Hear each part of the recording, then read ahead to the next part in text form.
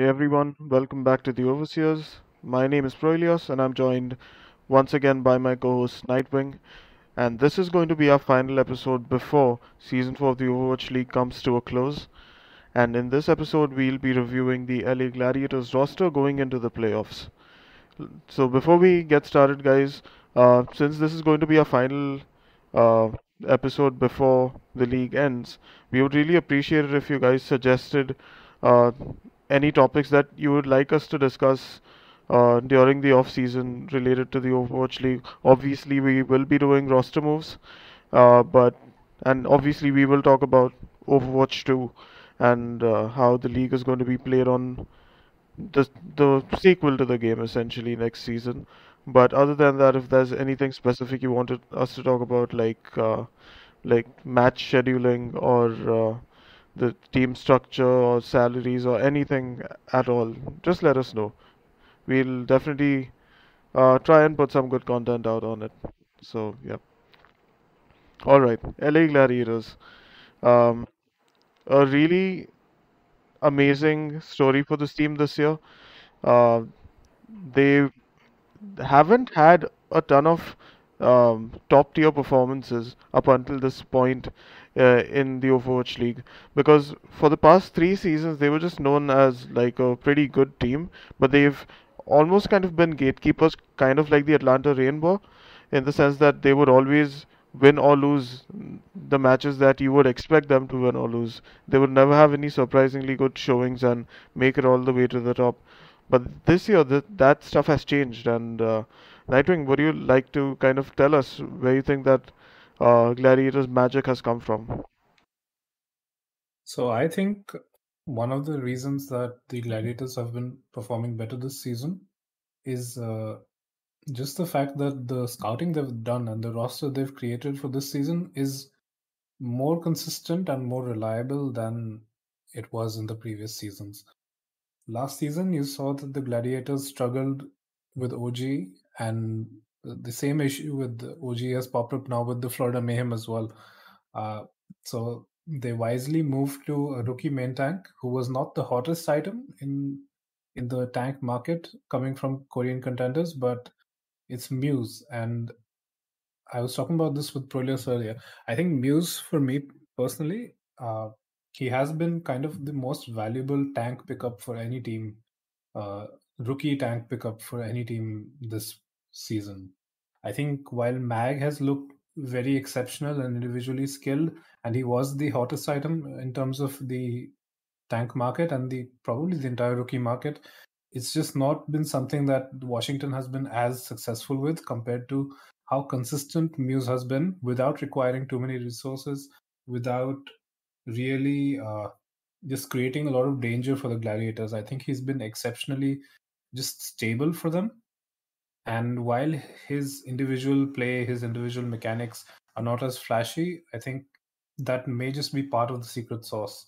I think the other integral part for the Gladiators has been that Birdring and Kevster are both just insane, but Kevster especially, uh, now that he's moved to lower ping, he's showing that there is definitely a good case for him to be made MVP as well, even though he wasn't selected this season because he was always dominating the EU ladder, and his mechanics and his game sense and really every part of his gameplay have really shown why that is. And I think those are the biggest reasons for me. I think the addition of Shu is also great, and there's just so many of these roster moves that have really fit in perfectly. I think the Gladiators did kind of struggle a little bit in finding kind of a team identity and a coaching identity, as Deepe has covered in the videos that he's put out uh, and the interviews that he's made regarding how the Gladiators kind of shift between player driven coaching and decision making and comp selection versus the tournament cycles in which Deepe kind of takes the reins and says that, listen to me, this is the way we're going to play the game this month, this particular tournament, this particular patch, and it's my way or the highway. So that's something that the Gladiators have still been trying to find a new balance with. But it seems to be that DPI has kind of nailed down that system a little better than previous seasons, because this season, despite those radical shifts in the way decisions are made in the Gladiators team, they have been just a little more consistent and consistently high performing. So yeah, I think that that's probably part of the secret sauce for why the Gladiators have been so good this season. Yeah, some really good points in there. And I think let's kind of settle into our usual structure then, going over the tanks, DPS, and supports. You've already shared your thoughts on Muse, and I honestly agree that Muse has been really good for the team this season. He's not he's not someone to whom your eyes immediately go when you think of the Gladiators, because he's not in that kind of playmaking position like Kevster and Birdring. But he's still been really consistent, and the, the the really good thing about Muse is that he's flexible, right? He's not a one trick or a two trick on main tank. He has played all four main tanks at some point during the season, and even though he's competent at them to various degrees, he has never caused any setback because of his inflexibility for the team, and that's really commendable. Because there are a few players out there in general on many different roles who, because of their weaknesses on certain heroes, force their teams into playing certain off-meta or weird strategies, which don't necessarily work out for them. So Muse's flexibility has really come in handy, and of course, supporting him is Space, who has really stepped up this season, and I would say is one of the best off tanks in the league in terms of consistency, at least. Arguably, he's up there with Hawk as the best diva in NA at the moment, and even he's been really flexible. We know that he can play all four off tanks. That's Diva, Zarya, Sigma, and even Roadhog to a really high level, and that's again been an asset for the team. It's it's understated how good it is to have just one stable tank line who can flex to any combination of tanks that you need. I don't think there are many teams that have that privilege. So yeah, that's a really big boon for the Gladiators. And I think let's move on to the DPS line. And you already mentioned Kevster, Nightwing. Do you also want to talk about Birdring and Mirror? So for Mirror, I think he may just be, while he is definitely how do I phrase this? I think he is kind of a player that definitely has a lot of that flexibility that helps the team when they're heavily being countered and the plan that they started out with doesn't work. Mirror is able to kind of flex about a little bit, and the team is able to lean into some stranger comps that may still work. Uh, and that's definitely a boon for the Gladiators. But I think the way Mirror has been used this season, as well as even last season, where he was used to kind of plug in the gaps between in the team, where he would come in for playing the Zarya instead of Space, and playing the Brig instead of the main support player. Um, that's something that I didn't really like, and I think towards the later half of the season, I think the Gladiators realized that that really messes up their comm system and the way the entire team's used to functioning. And now that they've put him more on that DPS role, I think Mirror is a good addition to the team, and uh, it's just something that I hope is not particularly repeated very often, where Mirror is being used as this kind of just plumbing, like leak hole remover, where I think he deserves his place as a proper DPS player when the meta suits him, and that's where his place should be. I think for Birdring, there's really not too much I want to say. He's Mr. Consistent. I'm a huge fan of him, and he's very consistently just insane on the heroes that he is comfortable on. I think when he's put on the Sombra, like I've mentioned in many episodes, I think he still does struggle. But over the course of the season, this has been getting better, and he has been getting the better of much more natural Sombra players, even including Hisu and the like. So it's good to see him improving on that role, and he's really plugging up those weaknesses. And yeah, I think Birdring is just kind of a franchise player on his own. Honestly, I think the Gladiators are very lucky to have him. Yep, and I think Birdring is just it's an insane story for Birdring as well, coming from the London Spitfire last year, where he just wasn't motivated to play because he had to play all of these really strange heroes that he hadn't developed a skill set for, especially Brig during Goats. That really, I think, shattered his mental. Like, I can't play heroes which I'm supposed to play. So I can understand his frustration. And then he comes to this team. His talents are truly once again utilized, and now he's one of the best hitscan players in the NA region. And his experience really shows in how adaptable he is on a lot of different hitscan heroes.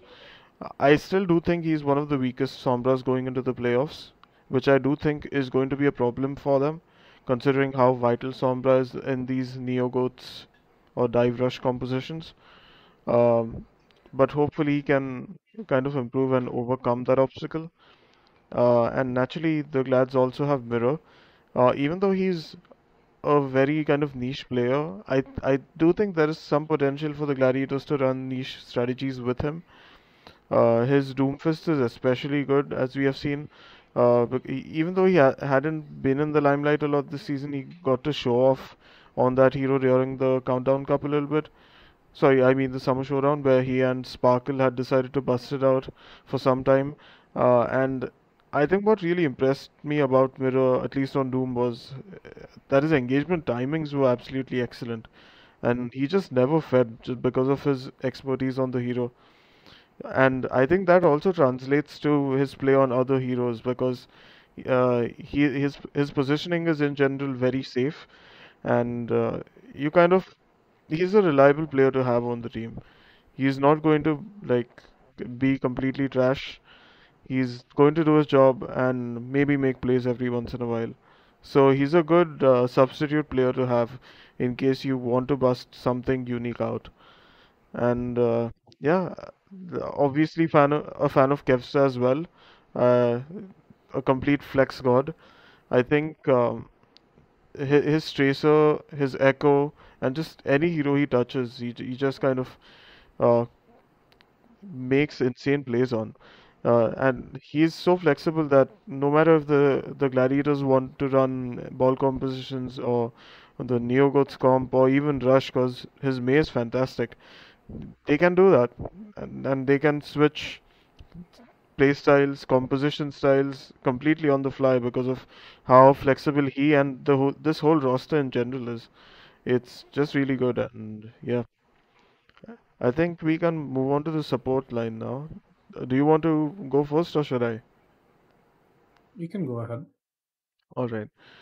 So on support, naturally the gladiators have their main support Moth, their flex support Shoe, and their brig specialist Skewed.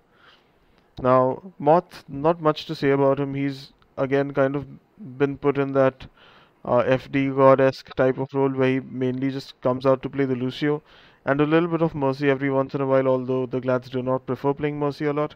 And yeah, I mean, it's Moth. I think we all pretty much know what to expect from him. Just a really consistent main support player. Then Skewed, I definitely think he's the best brig in the league.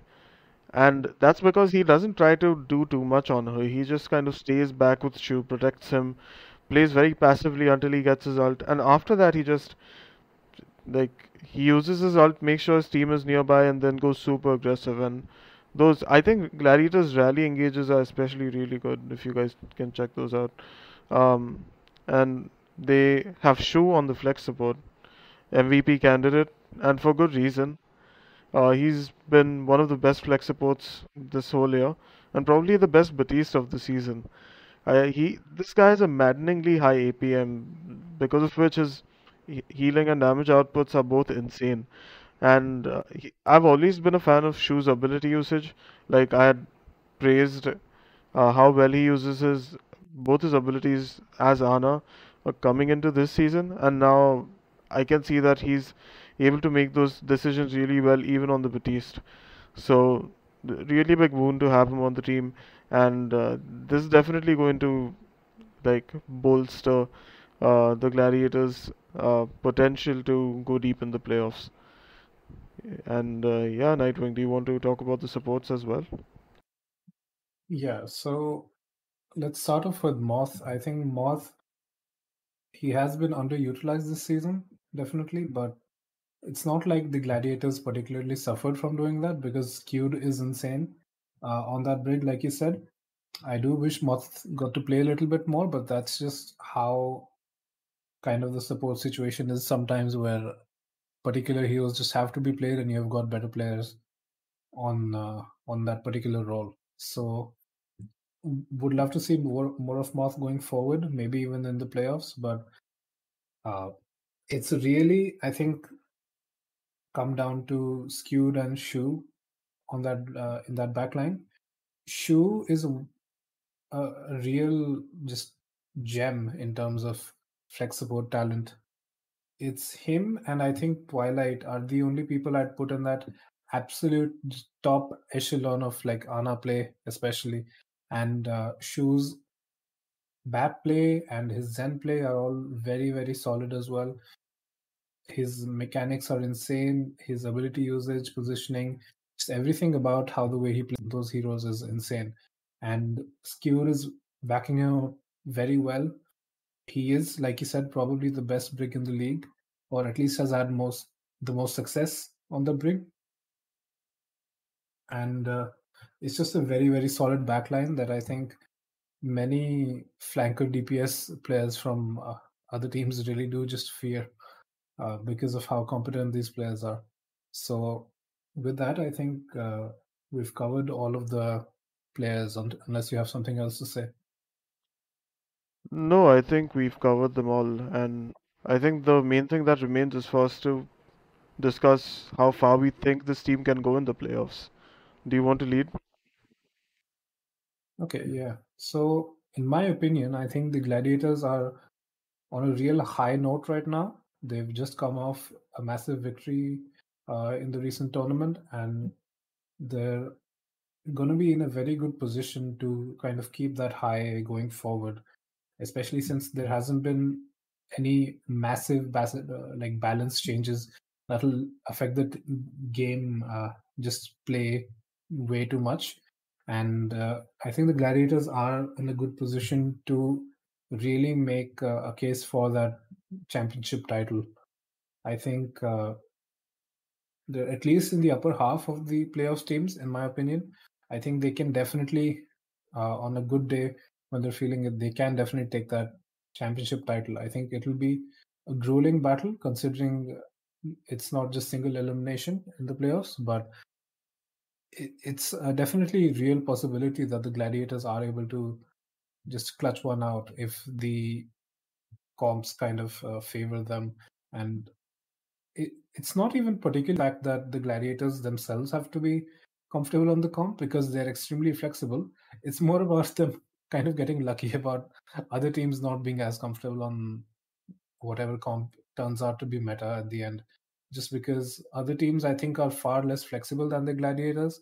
So Gladiators just have to counter strike really well, and they may just be the season 4 champions. Yep, I think it's our thoughts are pretty much aligned on this one. I think the Gladiators' flexibility is going to be a major, major asset for them going into these playoffs because uh, as they play these different teams, they are going to run up against some very different um, ideas and executions of the meta. And a lot of these teams have very distinct identities. So, for example, you have the Shock and the Atlanta Reign who prefer playing those very brawly anti-dive compositions rather than buying into the dive mirror. Then you have teams like Chengdu, uh, probably Shanghai, who prefer playing a lot of ball compositions, leveraging their superior mechanics and mobility to take space and make plays. And they also have some like more flexible teams, kind of like the Philadelphia Fusion, who can who at least attempt to play a lot of different compositions based on the map and do really well on them. So I think the Gladiators are probably the best team to go up against all of these different styles, considering how flexible they are. And I think the only thing that can probably stand in their way, considering the meta, is Bordering Sombra. I hate to say it, but if you don't have a good Sombra in this meta, it's very likely that you're going to be outplayed, probably even set back on your ultimate economy. Uh, we've even sometimes seen Sombras lap the enemy's team Sombra, based on the basis of ult charge, and I think uh, observing Burdring, especially in the replay viewer, he's not up to the mark at this point. He gets caught out a lot. His timings of like exiting stealth mode and going for hacks, going for EMPs, they are still very, very off in my opinion. Although he is improving, he was completely abysmal before. Right now he's fixed some of his mistakes, but he's still not looking that good. So if the Gladiators continue opting into Sombra mirrors against really good Sombra players, that could be an issue. But objectively speaking, and just looking at their raw potential, the Gladiators are definitely one of the strongest teams going into these playoffs. So if they can overcome this one obstacle, I don't see why they can't even win the championship, honestly, because I'm very high on them at the moment. It may be the recency bias talking, but they might just be the best team in the league overall in terms of flexibility and potential. So I'm a big fan of theirs, and let's hope that they can put up some great performances in these playoffs. Um, any final thoughts from your end?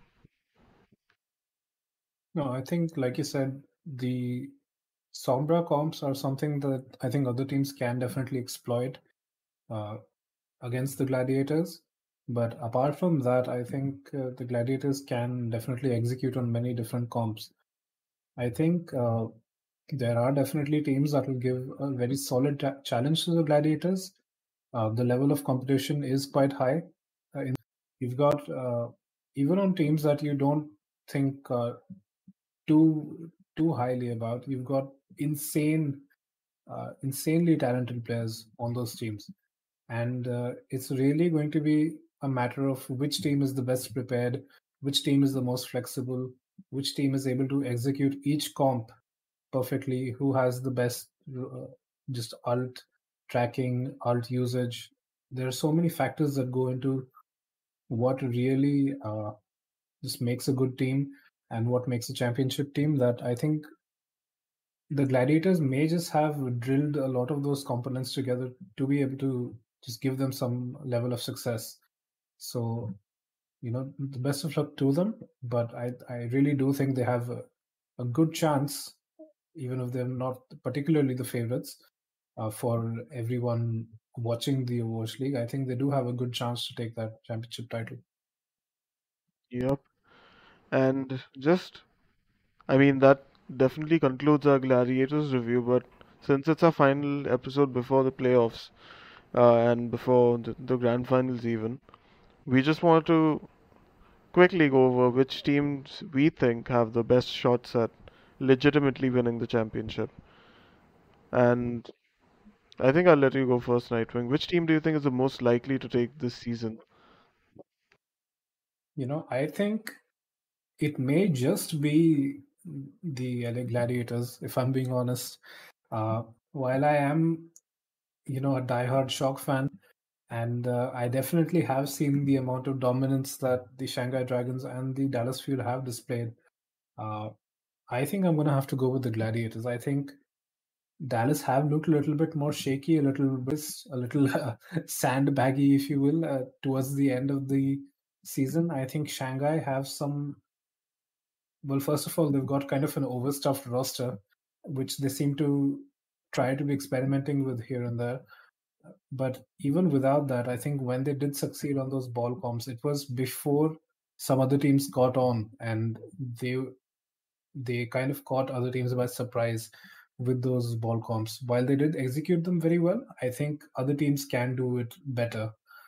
And that's where I think the Gladiators may just come in and be able to take that from them. I think players like Lip and the Sombra comp that the Shanghai Dragons bring will definitely give a very strong challenge to the LA Gladiators. But that said, I do think that there's a good chance that the Gladiators do take it. Just because on every other comp, I feel better about the Gladiators than the Shanghai Dragons. I think for the shock, it's just that the DPS line, apart from Nero, is still a little bit up in the air. I think many parts of the team are not really coming together as well as they should be at the moment, and other teams look a lot cleaner than the shock. Uh, just because they seem a little less confused about their lineup, and players like Arns seem to still be readjusting, and Glister is still seems to have kind of those nerves being handed that role instead of striker. So I think while Nero is incredibly consistent at this point, I think he should have been an MVP candidate, honestly. And I think that Smurf has looked insane on the Winston lately. I think Choi Hyobin and Super and the entire support line of the Shock is just not really all quite there at the moment. I do definitely wish, and I will be cheering for them to win the season title, but I think it's just the most likely in my eyes that the Gladiators will be able to do it. Yeah, I think potential-wise, I would agree with the Gladiators pick because, like I said, they just might be the best team in the league at the moment.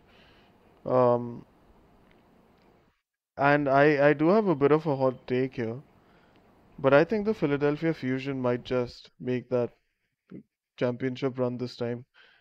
And the reason for this is that I don't see any glaring, obvious, highly exploitable weaknesses in the Fusion's lineup, like I do for every other team out there.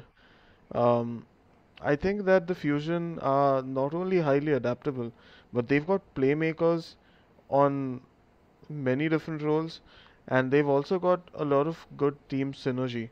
Like their tank line of Mano and Hotbar has been solid for this entire season, and they've played pretty much any combination of tanks that the meta has demanded, which not all teams have done because their tanks are so inflexible. They've also reintegrated Funny Astro into the roster, and he's looking amazing. Alarm has also had a fantastic season, so that backline is probably one of the scariest going into the playoffs. And I do think that their weakest points are parts of the DPS line, because not all of them have been playing super well or super consistently. But so far, at least in this meta, it has not mattered just because of how consistent and um, aware and well synergized the tanks and supports are. All the DPS need to do is stay alive and just do their job at a semi decent level. And honestly, I think that's going to be enough to propel them towards that grand finals match. Um, if not them, I think the Gladiators are probably the safest team to bet on. There could be some dark horses in there, probably the Atlanta Reign, because they've just perfected one or two compositions throughout this entire season, which they know how to play against every single composition. So they might just end up being a dark horse. And as for the Shock, who are kind of the three-peat, um, I guess, hopium bearers, they sadly don't have as much of a chance, I feel. Although I think they can go deep into the playoffs for the same reasons that Nightwing said, that just part of their um, really wide roster is actually still uh, at a high enough level to contend with some of these other teams. Uh, the Shock are no longer that invulnerable kind of status where you know you're going to lose just because you're being matched up against them. They are definitely a beatable team, and I think what's keeping them alive is just Krusty being able to help them adapt, and some exceptional players like Smurf especially, and then Nero just being a really consistent beast. So yeah, those are my thoughts. So I would say Gladiators or the Philadelphia Fusion. And funnily enough, both these teams are going up against each other on the very first day. So I'll be interested to see how that match goes. And yeah. Any more thoughts to add, Nightwing? Since this is our final episode before the season ends. No, I think that's all quite good. Thank you if you watched all of these episodes or any of them. Uh, we've worked decently hard on them, and we hope that you enjoyed whatever analysis we did have to offer this season. And yeah, I guess we'll see you on the other side. You'll already know, uh, I mean, by the next episode who won. So yeah, uh, let's enjoy how these playoffs go, and we'll catch you on the other end. Yep. I hope you have a good week, guys.